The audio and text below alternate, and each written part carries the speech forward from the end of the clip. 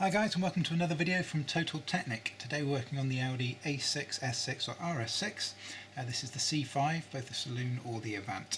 Going to be showing you how to remove the rear scuttle tray panel. That's this one right here from the back of the engine bay. So let's take a look. So the first thing we have is this rubber trim that runs across the front of the scuttle panel. Just grab it in one corner, pull it towards you.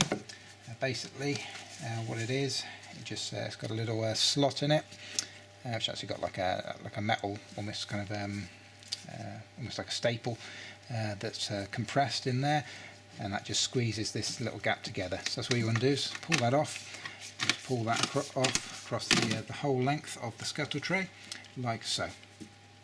Next I'm just going to remove the cover here, which is for where the coolant tank sits, and just move that to one side. You don't have to, it's not completely necessary, but it helps remove some of the strain on the main panel when you come to remove it. So the scuttle panel is now ready to be removed. The scuttle tray actually sits in again inside a little groove that's on the back of this windscreen bottom edge trim here, as you'll see when we start to pull it forward. So what we're going to do is lift it up and just start to pull the whole thing forward.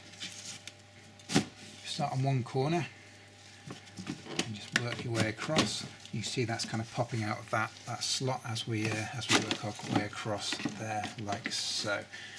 So you can kind of see at the back there when you come to refit this, there is a kind of a groove on this bottom windscreen trim here that this actually sits in. So when you come to refit this, you have to fit it back into that groove.